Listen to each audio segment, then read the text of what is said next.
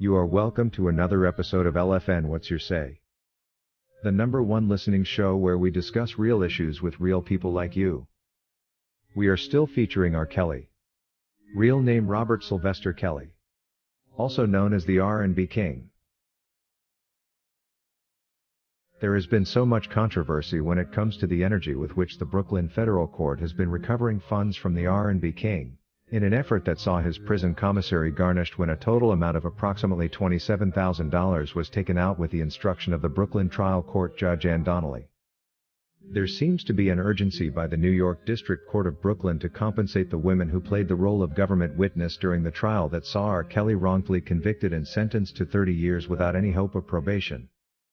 It appears as though Donnelly's court promised these women something and is doing all in its capacity to deliver, and considering these women are fond of bad-mouthing whoever comes between them and the possibility of getting some free money, they are definitely a huge threat to the reputation of the New York judge who is now popular for sending R. Kelly to an indirect life sentence, when she issued a rather out-of-range sentence that extends way beyond what some murderers in this country are currently serving.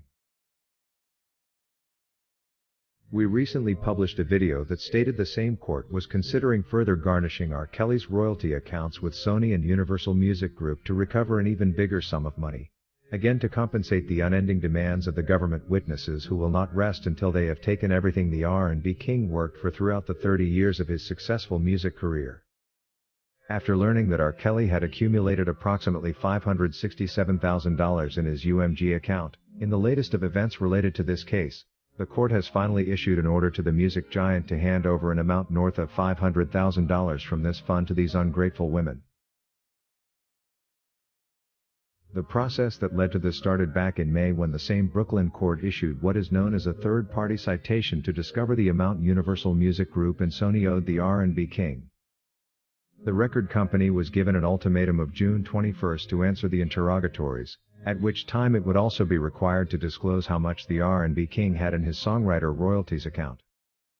The garnished $500,000 is expected to be the final compensation as per the New York trial verdict, since the automatic guilty verdict which the court had issued to one Stephanie Williams was recently vacated. R. Kelly was meant to pay a whopping $4 million to this one particular accuser who was given this verdict as an uncontested donation when R. Kelly failed to show up in court during his detention at the MCC. The highlight of the entire restitutions program intended to avail anyone who had previously tried to blackmail R. Kelly and failed a golden opportunity to finally achieve this with court's brokerage is the fact that in Chicago, the other judge Harry Leinenweber did not find this necessary. The Chicago judge indicated that there was no need to issue these individuals restitutions considering R. Kelly's music was already muted and he wasn't making any money. It's rather disturbing to learn that Brooklyn federal judge Donnelly does not think the same. Why a well-educated and trained federal judge like Donnelly would prefer to encourage young women out there to target rich celebrities for a killing, by gifting them with hundreds of thousands of dollars for taking the stand and lying on the same man they claim to love, is hard to understand. Because of her decision and failure to empathize with the R&B King who has only been set up and framed, we are likely to see more and more young women sleeping around with famous and rich celebrities to later take them to court and hope to walk away with a bounty. Why the judge did not think 30 years in prison was punishment enough to require a $527,000 compensation is still hard to comprehend. Throughout the process of taking down R. Kelly, the government has been trying to act like angels whose only aim was to lock up R. Kelly, who they maliciously named a predator. They successfully hid their sinister money-driven agenda under the carpet as they fronted justice as though all they were trying to do was protect young women out there. However, when the language changed from justice to monetary compensations, nicknamed restitutions for a better word, the only thing we now hear is money, money and money. We do not hear anything related to rehabilitation anymore. The women who claimed were mentally abused have found no need to check into centers of rehabilitation which would better suit their needs than cash handouts. But all we hear now is dollars after dollars, which in the real sense was the original motivation. While we saw Cardi B's $4 million win against vlogger Tasha K delay in execution to await the appeal court's decision, when it comes to R. Kelly, the courts seemingly have no brakes and are quick to garnish as though they are aware the appeal court's decision will not be in their favor after all. According to Maxwell, The challenge with monetary compensations in court processes is that the attorneys of the compensated are usually entitled to a share of this money. This makes them even more motivated to seek restitutions than to find justice for the alleged victims. I guess this now explains why the Chicago and Minnesota state charges were dropped. The government did not want to commit even more mistakes and risk losing the restitution monies they had already secured. After the blow they got from Chicago Judge Leinenweber, who ruled against alleged victims receiving money, they weren't going to try again. They would rather walk away with the money already bagged than allow other accusers their day in court to tell their stories and be heard. The government has again proved to us that they are only motivated by money and not the desire to find justice.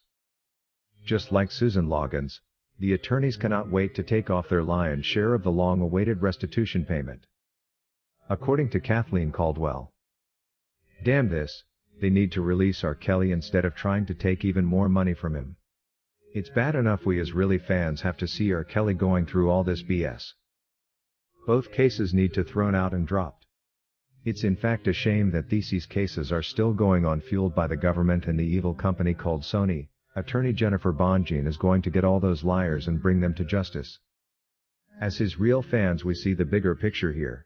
His enemies are going to be exposed for who they truly are. With the endless demands for money to be confiscated from R. Kelly's accounts, first the prison commissary and now his royalties, it's not clear what this whole case was meant to achieve. It was all about money, and this is only a confirmation. If you wish to take part in a live interview discussing any of these topics, let us know by sending an email to lfnmedia15@gmail.com for scheduling. Thank you for watching today's video, a production of LFN Media, giving you another perspective of issues at hand. We make it our business to keep you updated with the truth amidst the cloud of lies the media wants you to believe. It is therefore important to subscribe to this channel, hit the bell icon and allow all notifications so that you don't miss out whenever we publish a new video.